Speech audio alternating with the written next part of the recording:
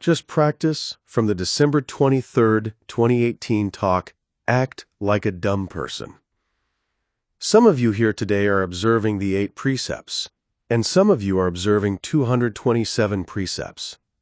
In order to gain spiritual pleasure, we need to have sila, and we need concentration.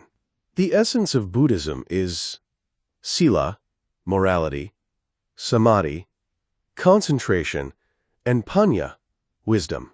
So some of you already observe the 5 precepts firmly, and some of you the 8 precepts, and now you try to practice and develop your concentration. After you gain concentration, wisdom will arise. So you need to practice to gain concentration. What is the enemy of concentration? Do you know? Talking. Talking is the greatest enemy of concentration. That's why the Buddha advised us that whoever would like to gain concentration and wisdom, especially meditators, needs to act like a dumb person. A dumb person cannot talk, right? So we need to act like a dumb person. If it's not necessary, don't talk. If you talk, it's a great enemy of concentration. If you don't gain concentration, you shouldn't expect to gain wisdom. For that reason, don't talk if it's not necessary. Just talking, it's not good. Even when we're having breakfast and lunch, there's no talking. Instead, try to be mindful. This meditation is not only for when we sit in front of the Buddha statue and close our eyes and cross our legs and practice. We need to be mindful all the time. So during eating, you can practice meditation. Try to be mindful while eating, especially when you come to observe the 8 precepts, or to be a nun, to be a novice, or to be a monk. Before we eat, we need to pray or wish for our devotees, our sponsors, to be well, happy, and peaceful. We do this in the Pali language, but if you don't know Pali, just do it in your own language. That's fine too. So pray, all of the food donors, may all of you be healthy, wealthy, happy, and peaceful. Just pray, wish this for all of them. This means you radiate loving kindness meditation. See that? Loving kindness meditation. You want the food donors to be well and happy. So we need to do that. When you eat, try to be mindful. Don't attach to the food. We need to think that we are a medical patient who needs to take medication. Without food, we die. As a patient, we need this medication, this food. So when you eat, think about this food as medicine. Think. I-313, the collected teachings of Luang Por Chaya, need to take all this medicine so that I can gain energy, and then I'll be able to practice meditation. See that? Think like that. There's no attachment at all. Then, when we eat, at least when chewing, be mindful in every moment, every second. Know you're chewing. Just be mindful. And maybe you'll sense a taste. What kind of taste is it? Just try to be mindful. And then you'll see your body and mind arising together and disappearing together. The tastes are coming and going, one after another. Nothing's permanent. You'll see the truth. If you get used to practicing like this every day for many, many days and many, many years, you can gain enlightenment even while eating. So try to be mindful. This mindfulness meditation is very important. According to my experience, if you practice meditation for a day, for 20 hours that day, you gain almost 100% concentration. But if you talk for just 5 minutes, you will lose all of your concentration. That's why talking is the enemy of concentration. So try not to talk. Be mindful. Our daily meditation schedule here is just 4 times. The remaining time in the day has many, many hours. In one day, we have 24 hours, and we sit in meditation together 4 times. That's 4 hours. So for the remaining 20 hours, maybe you're resting for 5 or 6 hours. That's enough. We need to practice walking meditation too. Walking meditation has many, many stages. So try the first stage and get familiar with that. Then try the second, the third, the fourth, the fifth, and the 6th stages. Then you will gain concentration. You will know for yourself as you gain concentration. You will see the nature of mind and matter for what they really are. You'll gain insight knowledge. After you gain insight knowledge and reach the top, you will gain enlightenment. So we need the foundation of Sila. That's why all of you take 5 precepts firmly and purely, and if possible, take the 8 precepts, the 10 precepts, or the 227 precepts. Make your morality firm and pure, and then you will gain concentration. As you gain concentration, you will see just mind and body, mind and matter, except mind and matter is nothing. You'll see. I'll give you an example. When you practice meditation, some of you may focus your mind on your breath, using the breath as your main object of meditation. Others of you may focus on your abdominal movement, rising and falling, as your main object of meditation. So if you focus your mind on your abdomen, you'll notice that when you breathe in, the abdomen rises. When you breathe out, the abdomen falls down, as is its nature. Try to 314. Just practice. See the movement of your abdomen, rising and falling. The rising and falling is the air element. It's matter, not a person. See that? It's not a man, it's not a woman, and it's not a person. And the knowing mind has no shape and no form. It's just mind. Mind is the knower of the object. So you see that nature is just mind and matter. When you see that it's just mind and matter, you won't attach to it. Because we attach to our body and our mind, we have an ego. That's why suffering follows. With no attachment, there's no suffering. That's why we need to be mindful and practice meditation, to see the nature of mind and matter. Ever since we were born, in every moment mind and matter have been just arising and disappearing. Since we were born, we have been breathing in and breathing out, and our abdomen has been rising and falling. It's doing it now, and it will continue to do so until we die. But although our abdominal movement (NT) is always there, our mind wanders. With no mindfulness, we don't see the nature of this air element. This is why we need to practice. The way to practice mindfulness meditation is very simple, and it's very effective. What do we need? We need to practice to get used to it. For a beginner, whatever you study, learn, or try to do is very difficult. But when you get used to it, it's very, very easy. Even a 4 or 5-year-old kid can practice mindfulness meditation. In the time of the Buddha, even a 5-year-old could gain enlightenment. See that? So we need to practice meditation. Try to be mindful. Act like a blind person, a deaf person, a dumb person, and a very weak person. Sometimes we have to act like a dead person. Be patient with what happens with the body. For example, a patient goes to the hospital to have surgery. They cannot move while they're in that condition. There's nothing they can do. When we practice meditation, sometimes we come across a painful feeling. So act like a dead person and be patient. We need patience. There are many things we need to know, and we need to put them into practice. The teaching of the Buddha is what we call Sandithiko. As you practice, you'll know for yourself.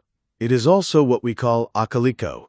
You can do it anytime, and you will gain the result right away in the here and now. I'd like all of you to try the best you can to gain spiritual pleasure and gain enlightenment.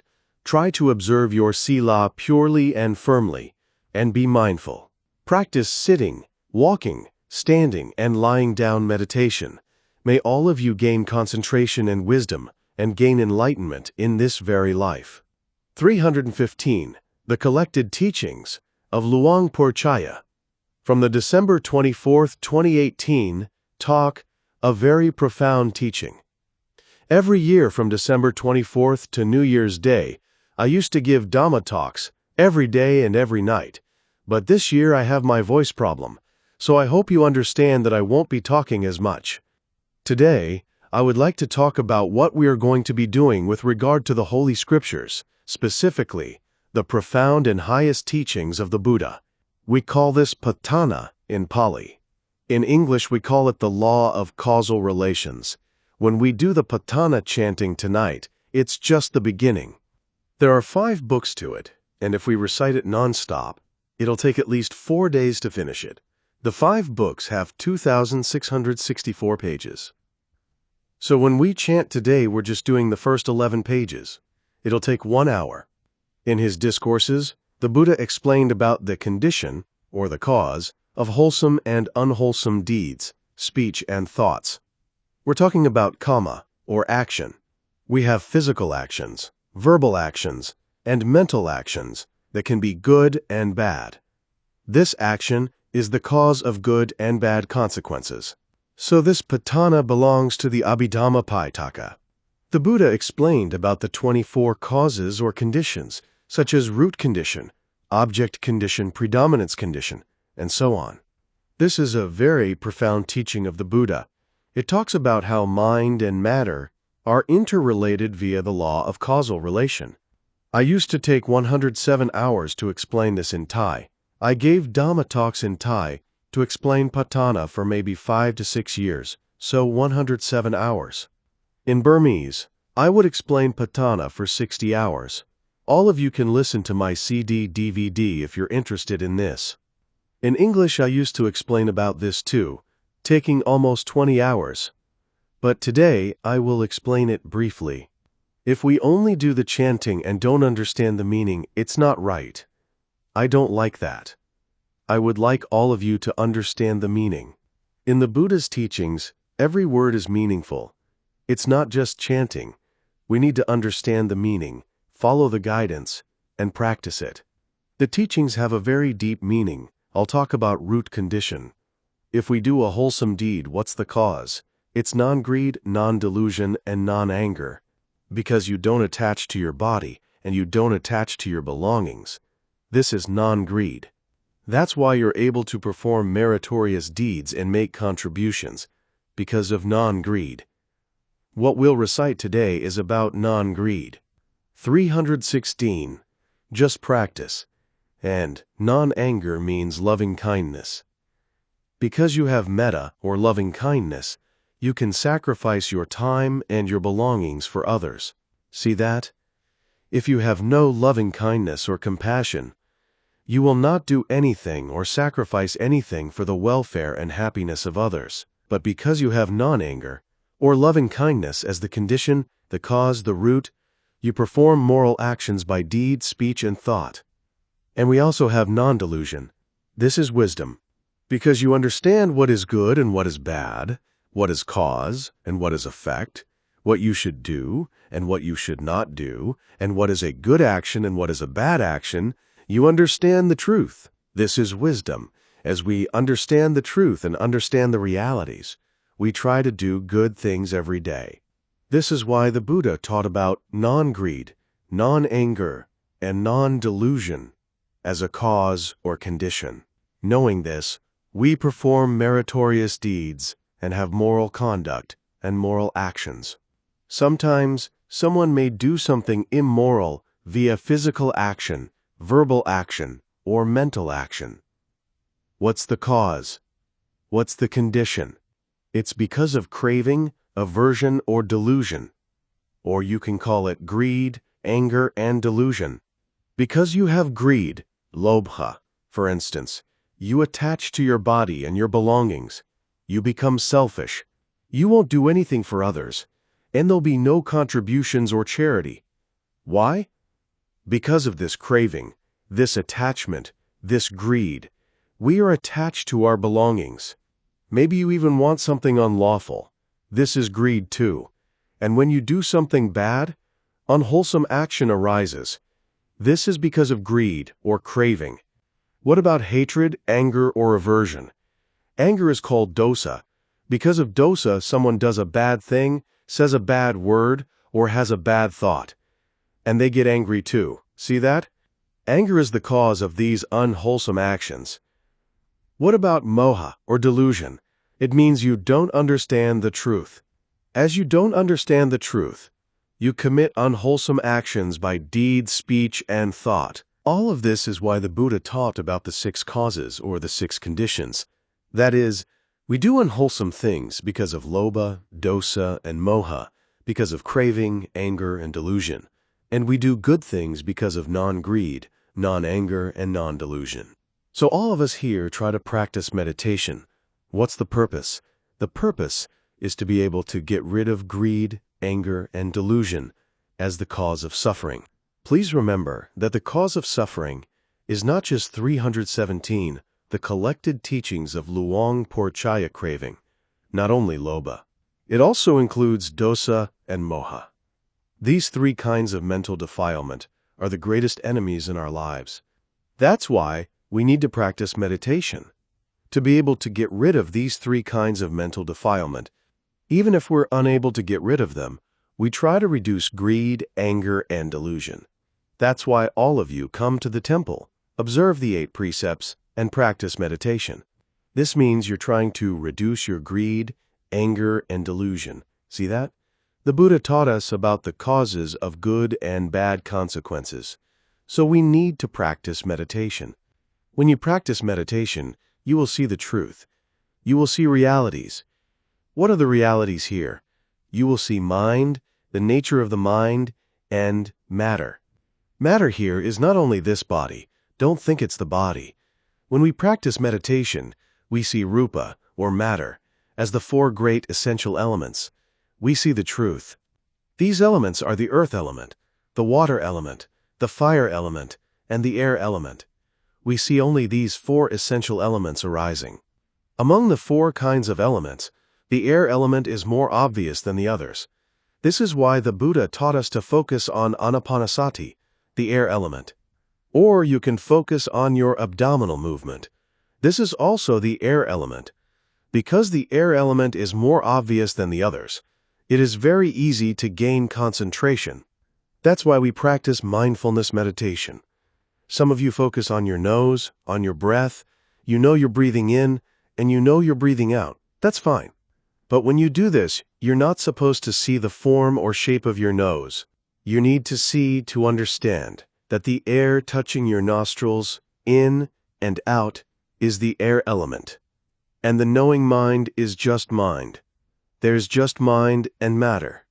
As you practice meditation, you know you're breathing in, and you know you're breathing out, and in that moment, there is no man, no woman. See that? There is no I or my. There's no person, no entity.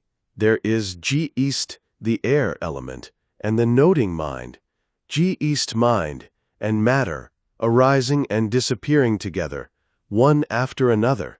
This means you see the truth, and if you practice meditation for 1 minute, you're purifying your mind from greed, anger, and delusion for 1 minute. This is how we reduce greed, anger, and delusion, so we need to practice meditation.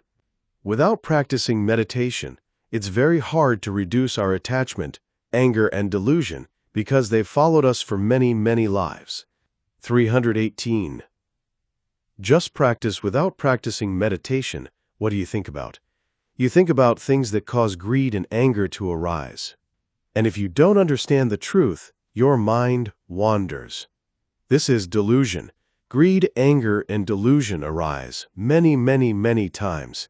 We are fortunate to be human beings, especially Buddhists. We have a great opportunity to study the Buddha's teaching. We know how to reduce greed, anger, and delusion, how to gain peace of mind, and how to gain enlightenment. Maybe some of you focus your mind on your abdominal movement as the main object of your meditation. Either method is fine. You need to try both methods, breathing in and breathing out, and the rising and falling of the abdomen, to see which one is easier for you to gain concentration. Then take that one as your main object of meditation. Use that object and practice meditation for the rest of your life. You will see the benefit. This is Akaliko. You can practice anytime, anywhere, and in any posture, and you will gain the benefit here and now, right away. This is a very wonderful method and teaching. We need to improve our lives and make them beneficial, and we need to practice this meditation. So when you focus your mind on your abdominal movement, you see that the movement of your abdomen is the air element. You're not supposed to see the form of your abdomen.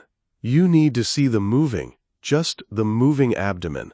This moving is the nature of the air element. It's very easy to understand, and that's why we should take this abdominal movement, the rising and falling, as the main object of meditation. When you focus your mind on your abdomen, see that when you breathe in, the abdomen rises upward. In that moment, make a mental note. Say in your mind, rising. Follow the movement from the very beginning until the end of the rising. Some people may think, oh, this is concentration, it's samatha, not vipassana, and so on. Don't think about that. For the beginner, maybe you can't get away from the concept. Maybe you see your abdomen as form. But when you keep practicing this, you will not see that. You will see just the air element, building up step by step, and then falling down.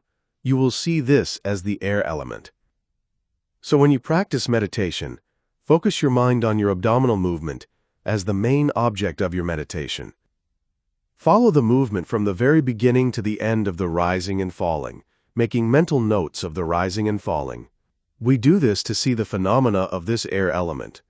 And as long as you practice Meditation 319, the collected teachings of Luangpur Chaya, and engage in your practice, there's no greed, no anger, and no delusion arising. So if you practice meditation for a few minutes, say 5 minutes, this means you purify your mind from greed, anger, and delusion during that time.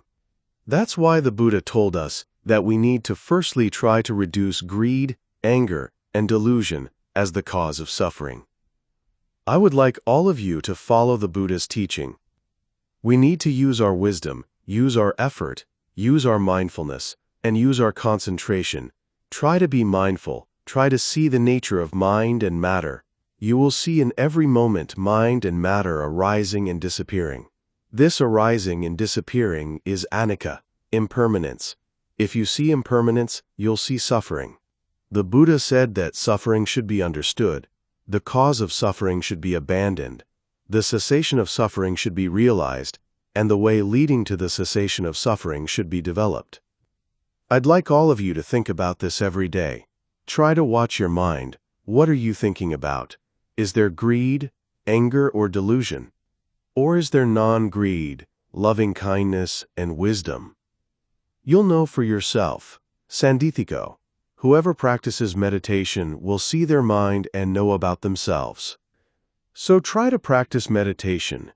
May all of you be able to reduce your greed, anger, and delusion, and eventually be able to remove all of these mental defilements and become a noble person.